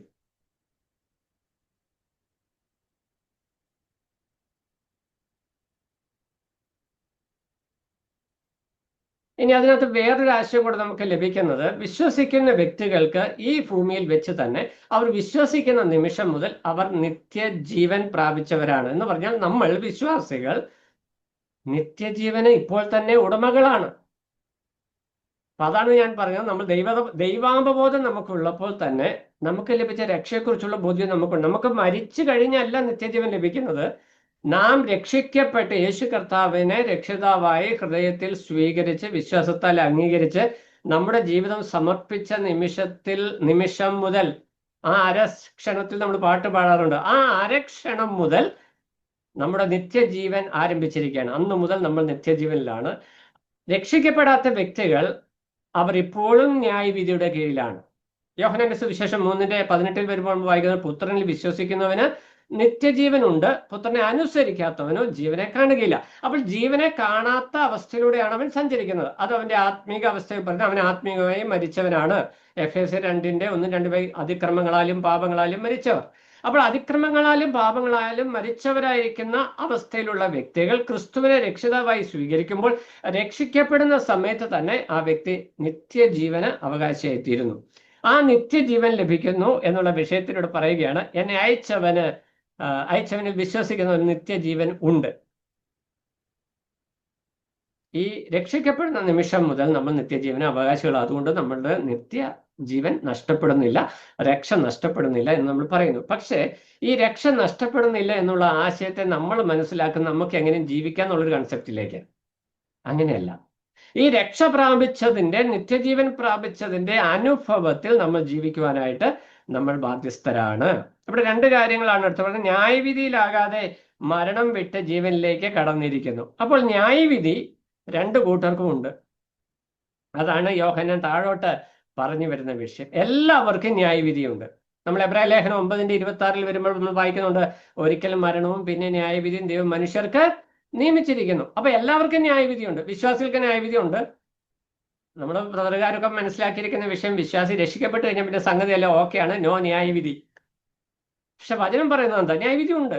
ശിക്ഷാവിധിയാണ് നീങ്ങിപ്പോ, നോ കണ്ടംനേഷൻ. റോമാലേഖനം 8:1 ക്രിസ്തുവേശുവിലുള്ളവർക്ക് ഒരു ശിക്ഷാവിധിയുമില്ല. പല സ്ഥലത്തും ജഡ്ജ്മെന്റും കണ്ടംനേഷനും ഇത് രണ്ടും ഇന്റർചേഞ്ചബിളി ആണ് യൂസ് ചെയ്തിരിക്കുന്നത്. നമ്മൾ വാക്യം പഠിക്കുമ്പോൾ ശ്രദ്ധിച്ച് വായിക്കണം. രക്ഷിക്കപ്പെട്ടവർക്കും രക്ഷിക്കപ്പെടാത്തവർക്കും ന്യായവിധിയുണ്ട്. ന്യായവിധിയുടെ റിസൾട്ട്, പിന്നെ അത് നടക്കുന്ന സന്ദർഭം ഇത് വ്യത്യസ്തമാണ്. അപ്പോൾ ഈ ന്യായവിധി ഇല്ല, രക്ഷിക്കപ്പെട്ട് കഴിഞ്ഞാൽ എല്ലാം ഓക്കെയാണ്, നേരെ സ്വർഗത്തിലോട്ടാണ് എന്ന് വിചാരിച്ചു കഴിഞ്ഞാൽ അങ്ങനെ ഈസി അല്ല ക്രിസ്തീയ ജീവിതം. കർത്താവ് തന്റെ പുത്രനെ ക്രൂശിൽ യാഗമാക്കി തീർത്ത് കഠിനമായ അനുഭവങ്ങളിലൂടെ കടത്തിവിട്ട് വീണ്ടെടുത്തത് കൊണ്ട് വീണ്ടെടുക്കപ്പെട്ട ദൈവമക്കൾ ആ ബോധ്യത്തോടെ ജീവിക്കണമെന്ന് ദൈവത്തിന്റെ ആത്മാവ് ആഗ്രഹിക്കുന്നു. അതുകൊണ്ടാണ് ഇവിടെ ഈ വിഷയം വ്യക്തമായിട്ട് പറഞ്ഞിരിക്കുന്നത്, ന്യായവിധി ഉണ്ട് എന്നുള്ള വിഷയം. രക്ഷിക്കപ്പെടുന്ന സമയത്ത് നമുക്ക് ഉണ്ടായിരുന്ന ആത്മീക മരണത്തിൽ നിന്നൊരു ഉയർപ്പ് നമുക്കുണ്ടാകുന്നു. അതാണ് ഇവിടെ 21-ാം വാക്യത്തിൽ പറഞ്ഞതിന്റെ കണ്ടിന്യൂവേഷൻ ആയിട്ട് പറഞ്ഞു വരുന്ന വിഷയം. ഇനി 25, 26 വാക്യങ്ങളിലേക്ക് വരുമ്പോൾ നമ്മൾ വായിക്കുന്നത്, ആമേൻ ആമേൻ ഞാൻ നിങ്ങളോട് പറയുന്നു, മരിച്ചവർ ദൈവപുത്രന്റെ ശബ്ദം കേൾക്കുകയും കേൾക്കുന്നവർ ജീവിക്കുകയും ചെയ്യുന്ന നാഴിക വരുന്നു, ഇപ്പോൾ വന്നും ഇരിക്കുന്നു. പിതാവിന് തന്നിൽ തന്നെ ജീവനുള്ളതുപോലെ അവൻ പുത്രനും തന്നിൽ തന്നെ ജീവനുള്ളവനാകുമാറു വരം നൽകിയിരിക്കുന്നു. അവൻ മനുഷ്യപുത്രനാകിയാൽ ന്യായവിധി നടത്തുവാൻ അവന് അധികാരവും നൽകിയിരിക്കുന്നു. ഇതെങ്കിൽ ആശ്ചര്യപ്പെടരുത്. ഇവിടെ 25-ാം വാക്യത്തിൽ വരുമ്പോൾ അവിടെ ഈ പറയുന്ന വാക്കിന് പ്രസന്റ് ആയിട്ടുള്ള ഇപ്പോഴുള്ള വർത്തമാനകാല പ്രാധാന്യവും ഭാവികാല പ്രാധാന്യവുമുണ്ട്. 25-ാം വാക്യത്തിൽ വരുമ്പോൾ ആമേൻ ആമേൻ ഞാൻ നിങ്ങളോട് പറഞ്ഞു, മരിച്ചവർ ദൈവപുത്രന്റെ ശബ്ദം കേൾക്കുകയും കേൾക്കുന്നവർ ജീവിക്കുകയും ചെയ്യുന്ന നാഴിക വരുന്നു, ഇപ്പോൾ വന്നുമിരിക്കുന്നു. അപ്പൊ കർത്താവ് സംസാരിക്കുന്ന സന്ദർഭം ഈ മരിച്ചവർ ഉയർക്കുന്ന നാഴികയാണ്. അവിടെ ആരും ഉയർത്തായിട്ട് നമ്മൾ വായിക്കുന്നില്ല, അവിടെ കാഹളനാദം വന്നതായിട്ട് നമ്മൾ കാണുന്നില്ല. അപ്പോൾ ഈ പുനരുദ്ധാനങ്ങൾക്ക്, ഉയർപ്പിന് പല തലങ്ങളുണ്ട് എന്നുള്ള വിഷയം നമ്മൾ മനസ്സിലാക്കണം. ഇവിടെ ആത്മീക മരണം, അതായത് പാപത്താൽ, അതിക്രമങ്ങളാലും പാപങ്ങളാലും മരിച്ചു എന്ന് നമ്മൾ എഫെസ്യ ലേഖനത്തിൽ വായിക്കുന്ന പാപസംബന്ധമായുള്ള മരണം, പാപത്താലുള്ള മരണം, അതിൽ ഇപ്പോൾ ദൈവപുത്രന്റെ ശബ്ദം കേൾക്കുമ്പോൾ എന്ന് പറഞ്ഞാൽ കർത്താവിന്റെ സന്ദേശം കേട്ട് മാനസാന്തരപ്പെട്ട് കർത്താവിൽ ആശ്രയിക്കുന്ന വ്യക്തിക്ക് ആത്മീക മരണത്തിൽ നിന്ന് അപ്പോൾ തന്നെ ഒരു ഉയർപ്പുണ്ടാകുന്നു. അത് ആത്മീക ഉയർപ്പിനെ കാണിക്കുന്നു. ഇനി അതിന്റെ ഭാവികാല പ്രാധാന്യം എന്ന് പറയുന്നത്, കർത്താവ് മധ്യാകാശത്തിൽ വരുമ്പോൾ കാഹളനാദം, നമ്മൾ കൊരിന്ത്യ ലേഖനത്തിലും തെസ്സലോനിക്ക ലേഖനത്തിലും വായിക്കുന്ന പ്രകാരം കർത്താവ് മധ്യാകാശത്തിൽ വരുമ്പോൾ പുതിയ നിയമ കൃപായുഗ വിശ്വാസികളെ ചേർക്കുവാനായിട്ട് വരുമ്പോൾ കാഹളനാദം പുറപ്പെടുമ്പോൾ മരിച്ചു മൺമറിഞ്ഞു പോയ സകല വിശുദ്ധന്മാരും ആക്ഷരികമായി, ശാരീരികമായി പുനരുദ്ധാനം ചെയ്ത് രൂപാന്തരത്തിന്റെ അനുഭവത്തിലേക്ക് വരുന്നതും അതും ഒരു ഉയർപ്പാണ്. ഇനി അന്ത്യന്യായവിധിക്കായിട്ട് 1000 ആണ്ട് വാഴ്ചയ്ക്ക് ശേഷം അന്ത്യന്യായവിധിക്കായിട്ട് ഉയർപ്പുണ്ടാകുമ്പോൾ അതും ഒരു ഉയർപ്പാണ്. അപ്പോൾ ഉയർപ്പിന് പല തലങ്ങളുണ്ട്.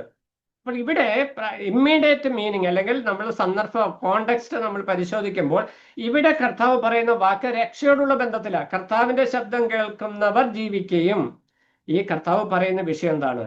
ഞാൻ ദൈവപുത്രനാണ്, ഞാൻ ദൈവത്തിന് സമനാണ്, ഞാൻ ദൈവമാണ്, ഞാനാണ് ദൈവപുത്രൻ, അല്ലെങ്കിൽ വാഗ്ദത്തം വശിക്കാൻ ഞാനാണ് എന്നുള്ള വിഷയം പറഞ്ഞ് കർത്താവ് ആ വിഷയങ്ങളെ സ്ഥാപിക്കുമ്പോൾ അത് വിശ്വസിക്കുന്ന വ്യക്തി അപ്പോൾ തന്നെ ആത്മീക മരണത്തിൽ നിന്ന് ജീവൻ പ്രാപിച്ച് നിത്യജീവൻ അവകാശിയായി തീരുന്നു എന്നാണ് അതിന്റെ ആശയം. ശമര്യക്കാരി സ്ത്രീയെയാണ് 4-ാം അധ്യായത്തിൽ നമ്മൾ കാണുമ്പോൾ യോഹന്നാൻ ഈ ഓർഡറിൽ ഇത് പറഞ്ഞു വരുമ്പോൾ നമ്മൾ മനസ്സിലാക്കേണ്ടത്, നമ്മൾ ഈ വായിക്കുന്ന വിഷയം മനസ്സിലാക്കാൻ തൊട്ട് മുന്നോട്ടോ തൊട്ട് പുറത്തോട്ടോ നോക്കി നമുക്ക് ഐഡിയ പിടികിട്ടും.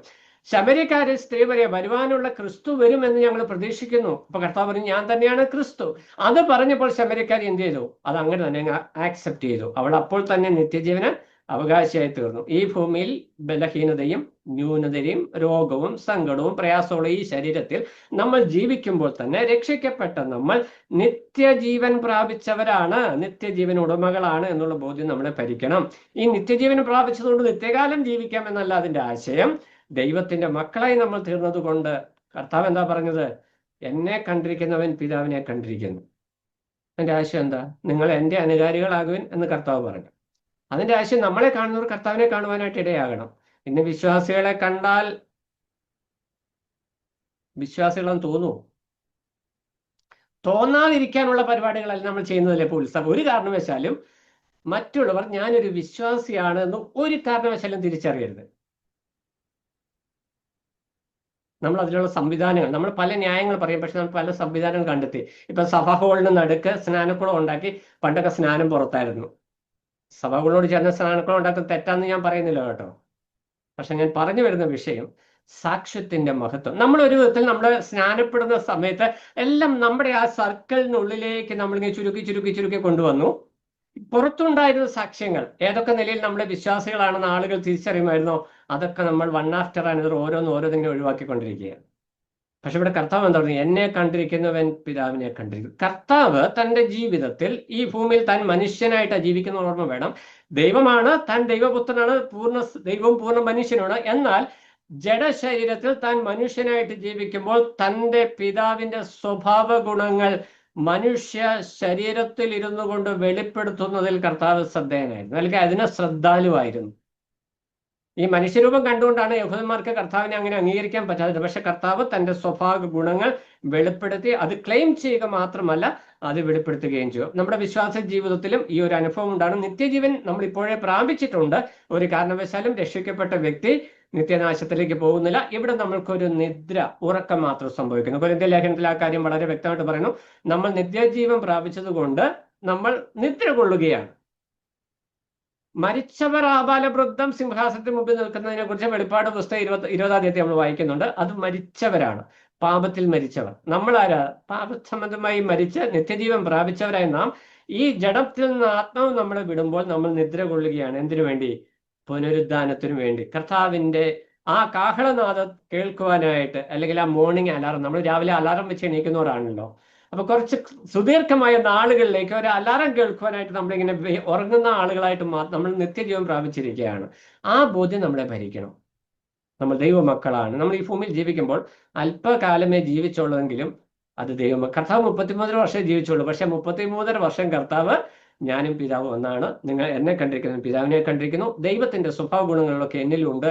അതുകൊണ്ട് നമ്മൾക്കും നമ്മുടെ ജീവിതത്തിൽ ഈ നിലയിൽ ഒരു പരിശ്രമം, നമ്മൾ അതിനെ ആത്മനിറവിന്റെ അനുഭവം, ആത്മനിറവ് നമ്മൾ ബന്ധുക്കോസുകാർക്ക് കൊടുത്തേക്കുക. അതുകൊണ്ട് ആത്മനിറവ് എന്നുള്ള നമ്മൾ മുദ്രയും സ്നാനമൊക്കെ നമ്മൾ സ്വീകരിക്കുന്ന നിറവ് സ്വീകരിക്കത്തില്ല. കാരണം അത് ബന്ധുക്കോസുകാർക്ക് കൊടുത്തേക്കുക. കാരണം ആത്മനിറവ് എന്ന് പറഞ്ഞാൽ അന്യഭാഷ പറയുന്നുള്ള വെപ്പ്.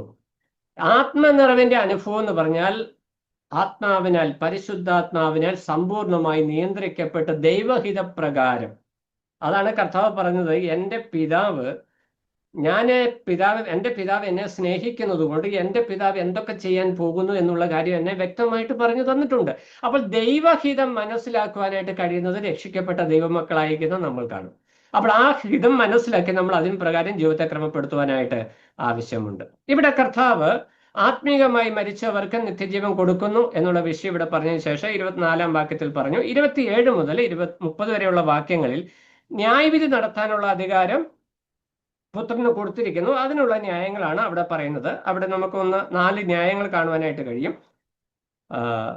5-ന്റെ 27 മുതൽ 30 വരെ ന്യായവിധി നടത്തുവാനുള്ള അധികാരം പിതാവ് പുത്രന് കൊടുത്തിരിക്കുന്നു.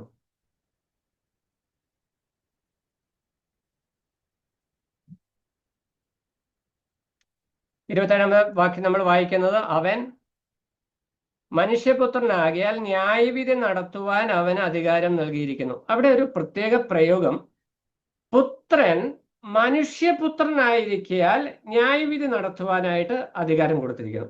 അങ്ങനെ പറയാൻ കാരണം, ഈ മനുഷ്യപുത്രൻ ആരാന്നറിയണമെങ്കിൽ നമ്മൾ ദാനിയേൽ പ്രവചനം 7-ാം അധ്യായം 13-14 വാക്യങ്ങളിലേക്ക് പോകണം. അവിടെ നമ്മളൊരു മനുഷ്യപുത്രനെ കാണുന്നുണ്ട്. ദാനിയേൽ പ്രവചനം 7-ാം അധ്യായം 13-14 വാക്യങ്ങൾ.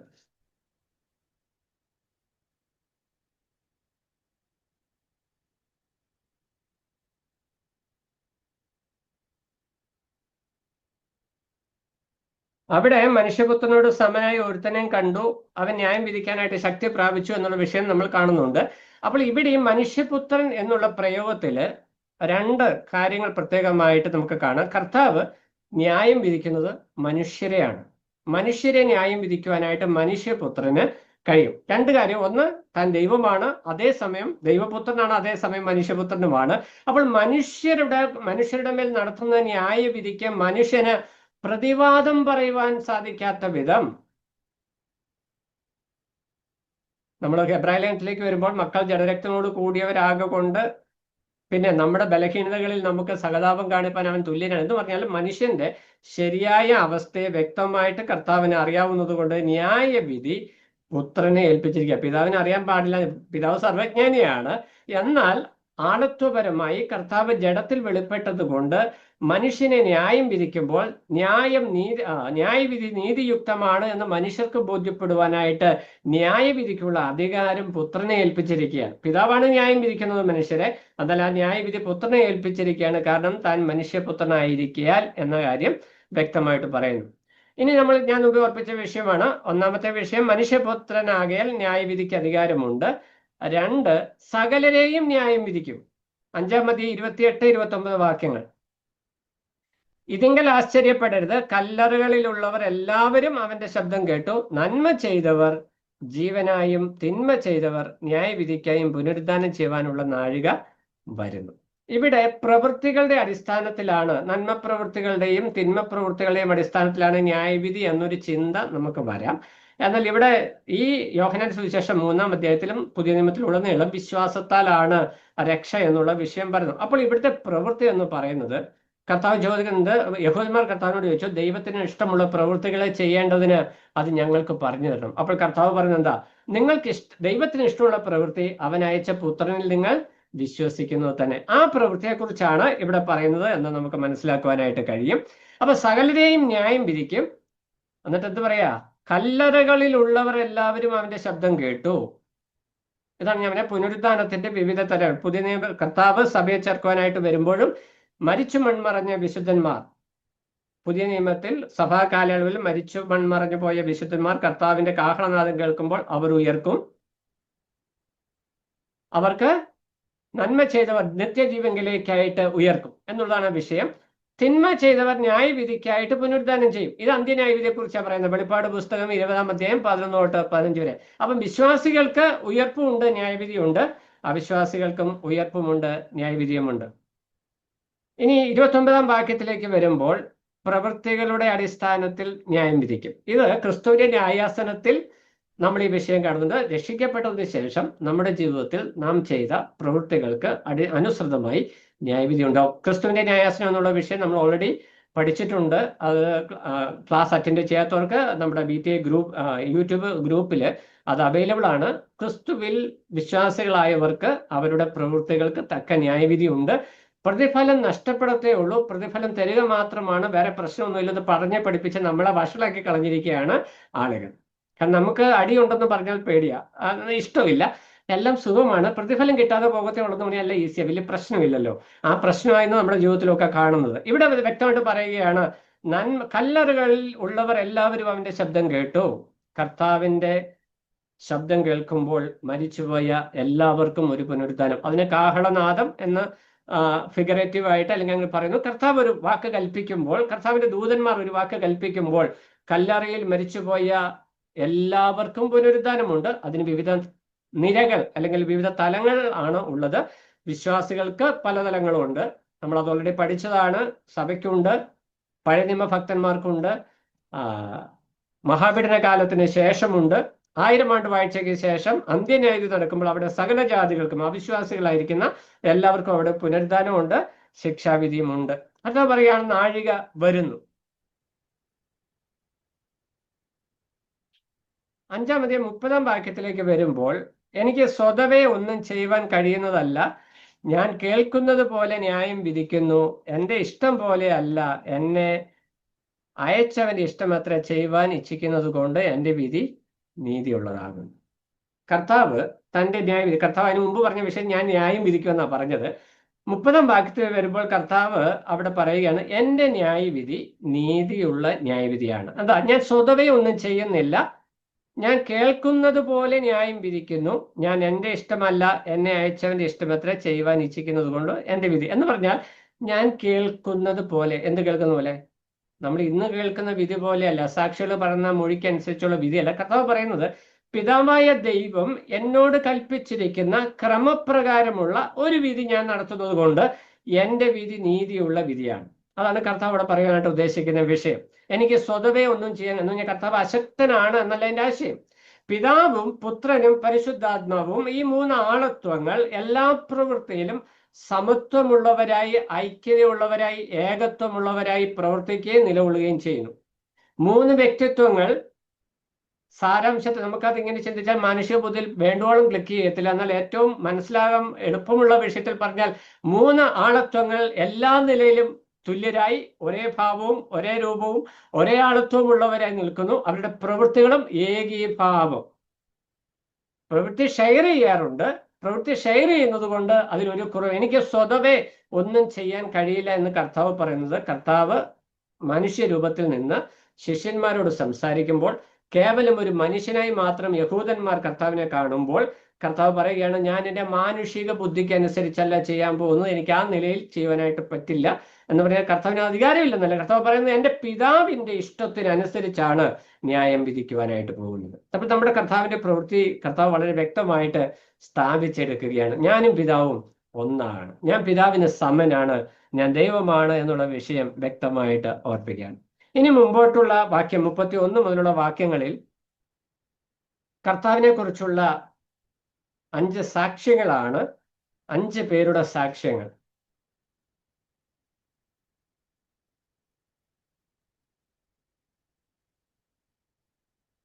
മുപ്പത്തൊന്നാം വാക്യത്തിലേക്ക് വരുമ്പോൾ, ഞാൻ എന്നെക്കുറിച്ച് തന്നെ സാക്ഷ്യം പറഞ്ഞാൽ എൻ്റെ സാക്ഷ്യം സത്യമല്ല, എന്നെക്കുറിച്ച് സാക്ഷ്യം പറയുന്ന മറ്റൊരുത്തനാകുന്നു, അവൻ എന്നെക്കുറിച്ച് പറയുന്ന സാക്ഷ്യം സത്യം എന്ന് ഞാൻ അറിയുന്നു.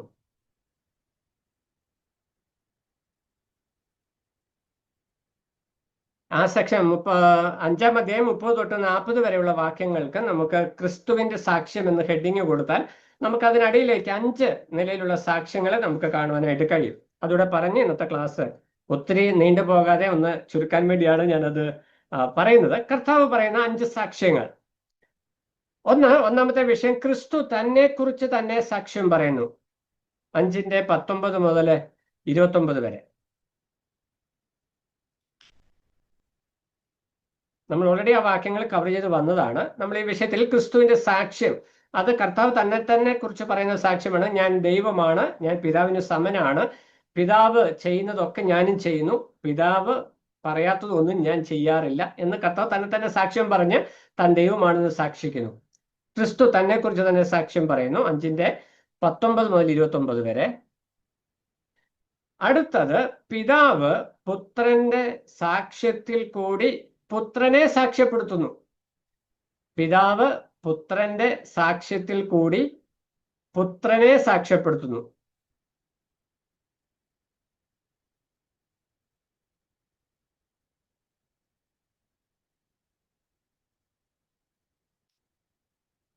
അഞ്ചാം അധ്യായം 30-32 വാക്യങ്ങൾ. 5-ാം അധ്യായം 30 തൊട്ട് 32 വരെ. അവിടെ ഞാൻ പറയാനായിട്ട് ആഗ്രഹിച്ച വിഷയം ഇത്രയേ ഉള്ളൂ. യേശു കർത്താവ് പറയുകയാണ്, ഞാൻ എന്നെ അയച്ചവന്റെ ഇഷ്ടം എത്ര ഞാൻ ചെയ്യുന്നത്. അത് കർത്താവ് പറയുന്ന സാക്ഷ്യമാണ്. ഈ എന്നെ അയച്ചവന്റെ ഇഷ്ടം ഞാൻ ചെയ്യുന്നു എന്ന് പറയുന്നതിൽ കൂടി പിതാവ് പുത്രനെ സാക്ഷ്യപ്പെടുത്തുകയാണ്. എന്ന് പറഞ്ഞാൽ കർത്താവ് പറയുന്ന സാക്ഷ്യം അത് പുത്രനെ പിതാവ് ഏൽപ്പിച്ചതാണ് എന്നുള്ള വിഷയത്തിൽ കൂടി പിതാവ് പുത്രനെ സാക്ഷ്യപ്പെടുത്തുന്നു. മനസ്സിലായി എന്ന് വിചാരിക്കുന്നു. അവിടെ 30-ാം വാക്യത്തിന്റെ 2-ാം ഭാഗം, അവിടെയാണ് വാക്യം വായിക്കുന്നത്. ഞാൻ എൻ്റെ ഇഷ്ടമല്ല, എന്നെ അയച്ചവന്റെ ഇഷ്ടം എത്ര ചെയ്യുവാൻ ഇച്ഛിക്കുന്നത് കൊണ്ട് എൻ്റെ വിധി നീതിയുള്ളതാകുന്നു. അത് കർത്താവ് പറയുന്നു. 31-ാം വാക്യത്തിലേക്ക് വരുമ്പോൾ, ഞാൻ എന്നെക്കുറിച്ച് തന്നെ സാക്ഷ്യം പറഞ്ഞാൽ എൻ്റെ സാക്ഷ്യം സത്യമല്ല, എന്നെക്കുറിച്ച് സാക്ഷ്യം പറയുന്ന മറ്റൊരുത്തനാകുന്നു, അവൻ എന്നെക്കുറിച്ച് പറയുന്ന സാക്ഷ്യം സത്യം എന്ന് ഞാൻ അറിയുന്നു. അത് ഇച്ചിരി കോംപ്ലിക്കേറ്റഡ് ആയിട്ടൊരു സെന്റൻസ് യോഹന്നാൻ പറഞ്ഞു വരുന്നത്. പക്ഷെ അതിന്റെ ആശയം ഇത്രേ ഉള്ളൂ. ഞാൻ എൻ്റെ ഇഷ്ടമല്ല, എന്നെ അയച്ചവന്റെ ഇഷ്ടം എത്ര ചെയ്യുന്നത്. അപ്പോൾ കർത്താവ് ആ സാക്ഷ്യം പറയുമ്പോൾ പിതാവ് പുത്രനെ ഫലമേൽപ്പിച്ച വിഷയമാണ് പുത്രൻ ചെയ്യുന്നത് എന്ന് പിതാവ് സാക്ഷ്യം പറയുന്നു. പിടികിട്ടിയെന്ന് വിചാരിക്കുന്നു. ഞാൻ എൻ്റെ പിതാവിന്റെ ഇഷ്ടം ചെയ്യുന്നു എന്ന് പറയുമ്പോൾ പിതാവ് പുത്രനെ ഏൽപ്പിച്ച ദൗത്യം അത് നിറവേറ്റുന്നു എന്ന് പിതാവ് സാക്ഷ്യം പറയുന്നതിന്റെ ആശയം. ഇനി അനേക സ്ഥലങ്ങളിൽ പിതാവ് പറയുന്ന സാക്ഷ്യത്തെക്കുറിച്ച് പറയുന്നുണ്ട്. അതിന്റെ വിശദീകരണത്തിലേക്ക് നമ്മൾ പിന്നാലെ വരും. കാരണം യോഹന്നാന്റെ സുവിശേഷത്തിൽ ഈ വിഷയങ്ങൾ വിശദീകരണമായിട്ട് പിന്നാലെ വരുന്നുണ്ട്. മൂന്നാമത്തെ വിഷയം, പിതാവ് യോഹന്നാൻ സ്നാപകനിൽ കൂടി പുത്രനെ സാക്ഷ്യപ്പെടുത്തുന്നു. പിതാവ് യോഹന്നാൻ സ്നാപകനിൽ കൂടി പുത്രനെ സാക്ഷ്യപ്പെടുത്തുന്നു. 33 മുതൽ 5-ാം അധ്യായം 33 മുതൽ 35-ാം വാക്യം വരെ. അവിടെ കർത്താവ് യോഹന്നാൻ സ്നാപകനെ ഇവിടെ കൊണ്ടുവരേണ്ട ഒരു കാര്യമില്ല. കാരണം ഇവിടെ യഹൂദന്മാരുമായിട്ടൊരു സംവാദം നടന്നുകൊണ്ടിരിക്കുക. താൻ ദൈവമാണെന്ന് ക്ലെയിം ചെയ്തു. ആ വിഷയങ്ങൾ പറഞ്ഞു വരുമ്പോൾ യോഹന്നാൻ സ്നാപകനെ ഇവിടെ കൊണ്ടുവരാനായിട്ടുള്ള കാരണം താൻ പറയുന്ന സാക്ഷ്യം സത്യമാണ് എന്നതിന് ഒരു സാക്ഷിയായി കൊണ്ടുവരികയാണ്.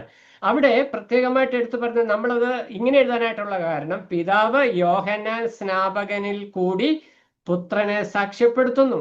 നമ്മൾ യോഹന്നാന്റെ സുവിശേഷം 1-ാം അധ്യായത്തിലേക്ക് വരുമ്പോൾ നമ്മൾ വായിക്കുന്നത് 1:6-8 വരുമ്പോൾ ദൈവം അയച്ചിട്ട് ഒരു മനുഷ്യൻ വന്നു, അവന് യോഹന്നാൻ എന്ന് പേർ. അപ്പോൾ പിതാവായ ദൈവം അയച്ചിട്ടാണ് യോഹന്നാൻ വന്നത്. യോഹന്നാൻ എന്തിനു വന്നു? വെളിച്ചത്തെ കുറിച്ച് സാക്ഷ്യം പറയാൻ, അതായത് കർത്താവിനെ കുറിച്ച് സാക്ഷ്യം പറയുവാനായിട്ട് വന്നു. അപ്പോൾ പിതാവായ ദൈവം പുത്രനെ കുറിച്ച് സാക്ഷ്യം പറയുവാനായിട്ട് യോഹന്നാനെ അയച്ച് പുത്രനെ സാക്ഷ്യപ്പെടുത്തുന്നു. ടെസ്റ്റിഫൈസ് ലോർഡ് ജീസസ് ക്രൈസ്റ്റ്. പുത്രനെ സാക്ഷ്യപ്പെടുത്തുന്നു. എന്ത് പുത്രനെ? ഇവൻ ദൈവപുത്രനാണ് എന്നുള്ള വിഷയം യോഹന്നാൻ സ്നാപകനിൽ കൂടി സാക്ഷ്യപ്പെടുത്തുന്നു. യോഹന്നാൻ സ്നാപകനാൽ യേശുക്രിസ്തു സ്നാനമേൽക്കുന്ന സമയത്ത് ഇവൻ എൻ്റെ പ്രിയപുത്രൻ, ഇവനിൽ ഞാൻ പ്രസാദിച്ചിരിക്കുന്നു എന്ന് വ്യക്തമായ സാക്ഷ്യം യോഹന്നാന് കൊടുത്തു. യോഹന്നാനാൽ സ്നാനമേറ്റ് അവിടെ ഉണ്ടായിരുന്നവർക്കും അത് കേൾക്കത്തക്ക വിധം അവർക്ക് അത് ഓഡിബിളായിട്ട് കൊടുത്തു എന്ന് നമുക്ക് കാണുവാനായിട്ട് കഴിയും.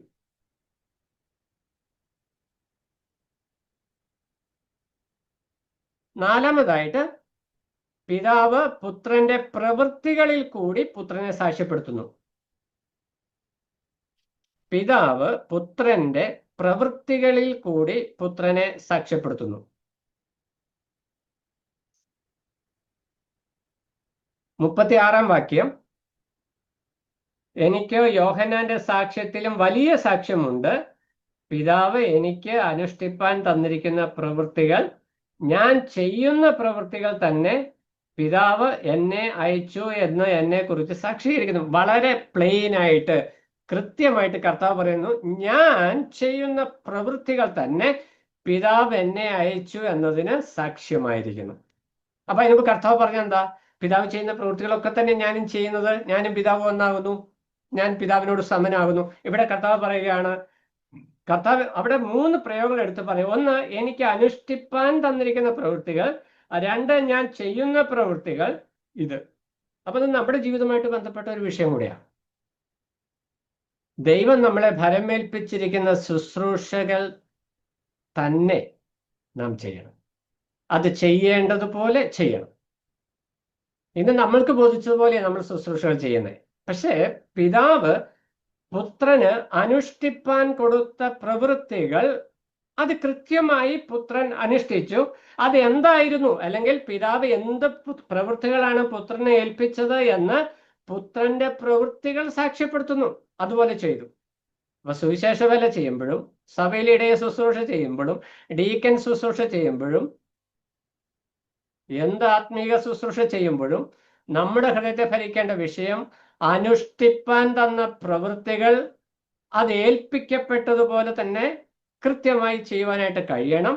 അത് നടപ്പാകുമ്പോൾ, ആ പ്രവൃത്തികൾ നടക്കുമ്പോൾ, ആ പ്രവൃത്തികൾ ദൈവം ഏൽപ്പിച്ച പ്രവൃത്തികളാണെന്ന് അത് കാണുന്നവർക്ക് മനസ്സിലാകണം. അങ്ങനെയൊക്കെയാണോ നമ്മൾ ചെയ്യുന്നത്?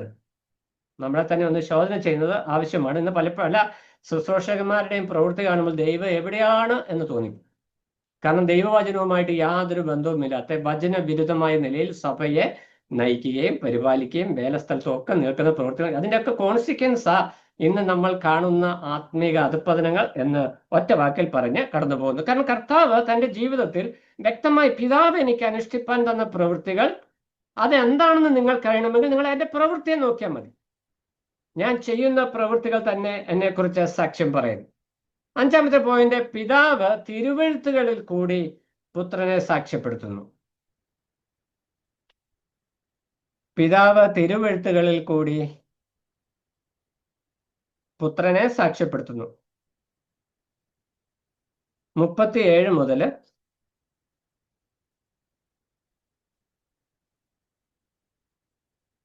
40 വരെ. 39-ാം വാക്യം, നിങ്ങൾ തിരുവെഴുത്തുകളെ ശോധന ചെയ്യുന്നു, അവയിൽ നിങ്ങൾക്ക് നിത്യജീവനുണ്ട് എന്ന് നിങ്ങൾ അറിയുന്നുവല്ലോ. അത് ദൈവവചനത്തെക്കുറിച്ച്, നമ്മൾ ന്യായപ്രമാണത്തെക്കുറിച്ചും ഇന്ന് നമ്മൾ പറയുമ്പോൾ ദൈവവചനത്തെക്കുറിച്ചാണ്. കർത്താവ് പറയുമ്പോൾ അത് ന്യായപ്രമാണത്തെക്കുറിച്ചാണ്. ബേസിക്കലി അവിടെ പറയുന്നത്, ന്യായപ്രമാണത്തിലും പ്രവാചക പുസ്തകങ്ങളിൽ എഴുതിയിരിക്കുന്നത് എന്തിന്? നിങ്ങളത് ശോധന ചെയ്യുമ്പോൾ നിങ്ങൾ ചിന്തിക്കുന്നത് അതിൽ നിത്യജീവൻ ഉണ്ട് എന്ന് നിങ്ങൾ ചിന്തിക്കുന്നു. എന്നാൽ ആ തിരുവെഴുത്ത് അത് എന്നെക്കുറിച്ച് സാക്ഷ്യം പറയുന്നു. ഇനി ആ സാക്ഷ്യത്തിന്റെ ഉദ്ദേശമാണ് 40-ാം വാക്യം, എങ്കിലും ജീവൻ പ്രാപിക്കേണ്ടതിന് എൻ്റെ അടുക്കൽ വരുവാൻ നിങ്ങൾക്ക് മനസ്സില്ല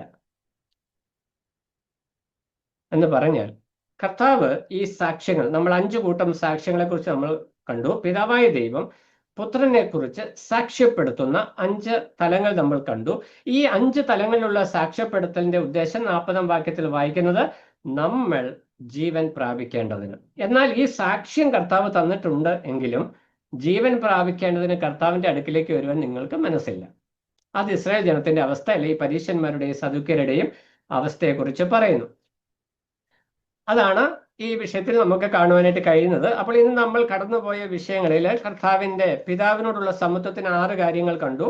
അതുപോലെ തന്നെ ന്യായവിധിയോടും നിത്യജീവനോടുള്ള ബന്ധത്തിൽ കർത്താവിന്റെ പ്രവൃത്തികളെയും പിതാവായ ദൈവം നൽകുന്ന സാക്ഷ്യത്തെയും ഇന്ന് നമ്മൾ കണ്ടു. നമ്മുടെ വിശ്വാസ ജീവിതത്തിൽ ഈ ഞാൻ ആദ്യം ഓർപ്പിച്ചതുപോലെ ദൈവാവബോധം, നമ്മൾ നിത്യജീവൻ പ്രാപിച്ചവരാണ്. കർത്താവ് പറഞ്ഞ ആ ഒരു സ്റ്റാൻഡ് ഉണ്ടല്ലോ, ദൈവം എന്നെ ഒരു ദൗത്യം ഏൽപ്പിച്ചിട്ടുണ്ട്, അതെന്താണെന്ന് നിങ്ങൾക്ക് അറിയണമെങ്കിൽ എൻ്റെ പ്രവൃത്തി നോക്കിയാൽ മതി.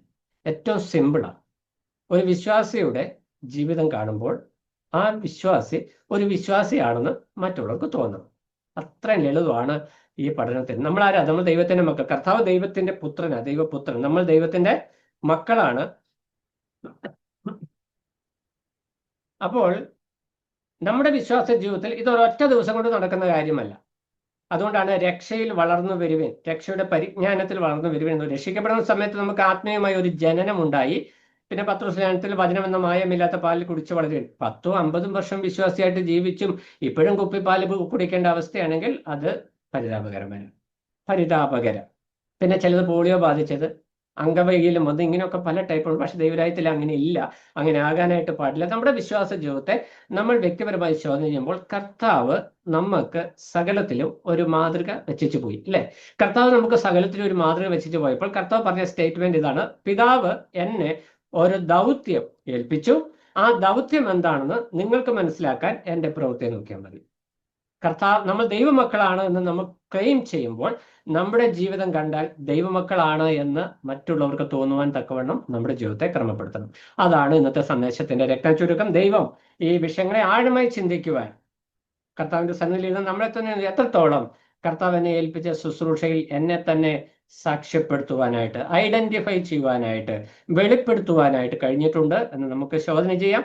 നമ്മുടെ ജീവിതത്തെ ക്രമീകരിക്കുവാനായിട്ട് ദൈവത്തിന്റെ ആത്മാവ് നമ്മളെ സഹായിക്കട്ടെ.